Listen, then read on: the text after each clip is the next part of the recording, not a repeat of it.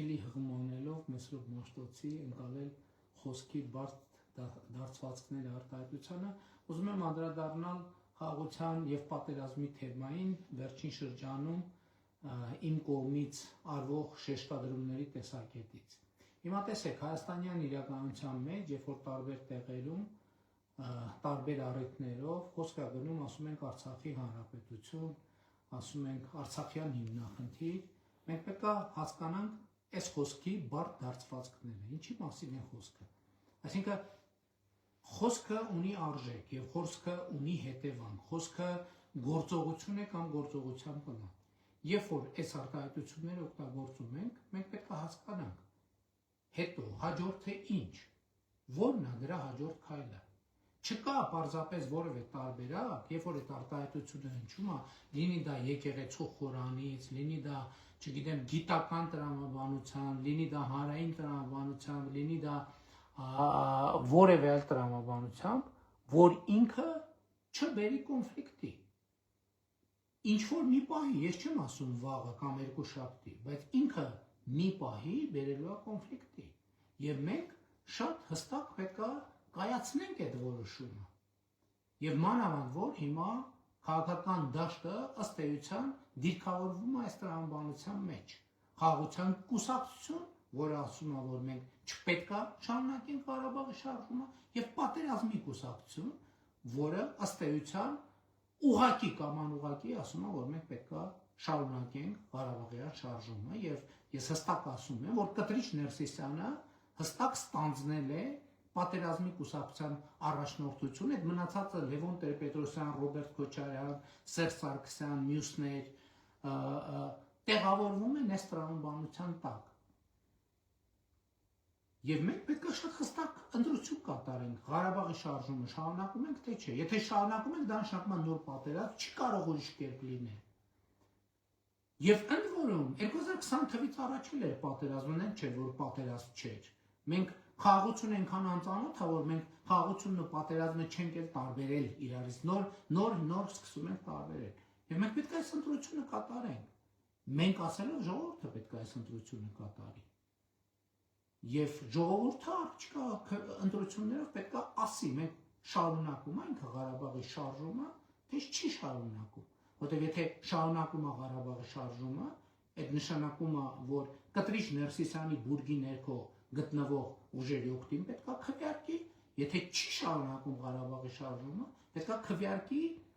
քաղաքացիական պայմանագիր կուսակցության օգտին, որտեղ քաղաքացիական պայմանագիր կուսակցությունը միակ քաղաքական ուժն է, որ հստակ ասում է, որ մենք Ղարաբաղի շարժումը պետք է չշարունակենք։ Երկրորդ այդպիսի ուժ գոյություն չունի։ Ընդ որում ավելի լայն շրջանակում ժողովուրդը պետք է որոշում կայացնի, որովհետև քաղաքացիական պայմանագիր կուսակցությունը միակ ուժն է, որ ասում է նոր սահմանադրության մեջ պետք է անկախության հռչակագրին հղում չլինի։ Ինչու ժողովուրդ ջան, որովհետև անկախության հռչակագրի տեքստը ինքը ոչ թե անկախության հռչակագիր է, ինքը կոնֆլիկտի հռչակագիր է։ Ինքը մի կոնֆլիկտի հակամարտության հռչակագիր է, որովհետև մենք ասում ենք, որ ոչ թե պետություն ենք ստեղծում, ոչ թե այդ հռչակագրով, ոչ թե մեր քաղաքացիների անվտանգությունը, բարեկեցությունը, ազատությունը ապահովելու համար, այլ մենք պետություն ենք հիմնում Լեռնային Ղարաբաղի եւ Արևմտյան Հայաստանի համար։ Սա կոնֆլիկտի հռչակագիր է։ Եվ եթե մենք գնում ենք այդ ճանապարհով, ուրեմն կոնֆլիկտը անխուսափելի է։ Եվ առաջիկա ընտրություններում, եւ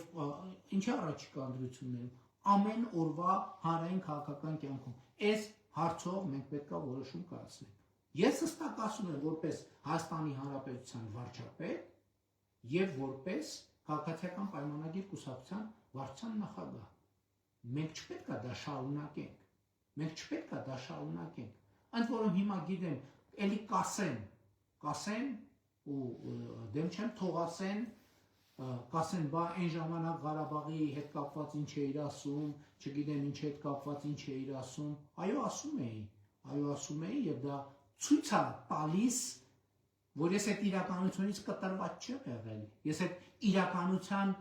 դեմ չեմ եղել, ցույց է տալիս, որ ես մաքսիմալն եմ արել այդ օրակարգերի համար,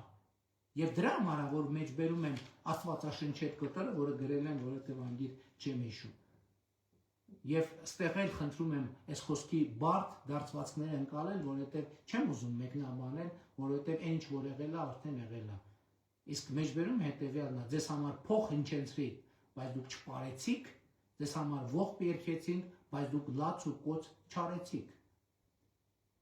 Խոսքը նրա մասին է, թե ես ինչի մասին եմ խոսում 2018 թվին, 2019 թվին, եւ այդ նույն մարդիկ ինչպես էին արձագանքում դրան, ինչպես էին արձագանքում դրան։ Բայց այսօրվա եւ այս պահին եթերի իմաստը շատ հստակ է։ Խոսքը ունի ուժ, խոսքը ունի հետևանք, խոսքը ունի բովանդակություն եւ խոսքը իր մեջ գործողություն ունի։ Եվ երբ որ նրանք ովքեր ասում են ամենաանմեղ բան ձևերով վերադարձի Ղարաբաղի հայերի վերադարձի իրավունք եւ այլն, Ադրբեջանն իր հերթին ասում, մենք էլ ունենք մարդիկ, որ վերադարձի իրավունք ունեն, դուք էլ գիտեք ինչ անուններով են դա անվանում, ես հիմա չեմ ուզում այդ ամեն չգտնեմ։ Մենք պետք է այս միջավայրը հասկանանք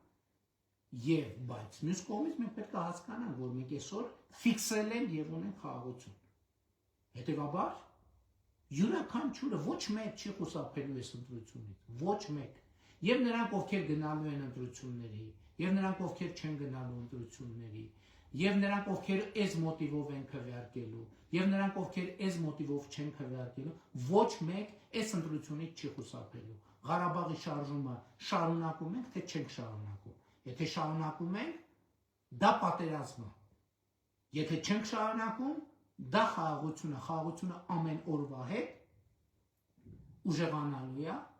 եւ անկախությունն է ամեն օրվա հետ ուժեղանալու, ինքնիշխանությունն է ամեն օրվա հետ ուժեղանալու, Հայաստանի Հանրապետությունն է ամեն օրվա հետ ուժեղանալու եւ ես առաջնորդում եմ այս շարժումը, ով համաձայն է, եկեք իմ հետևից։ Շնորհակալ եմ։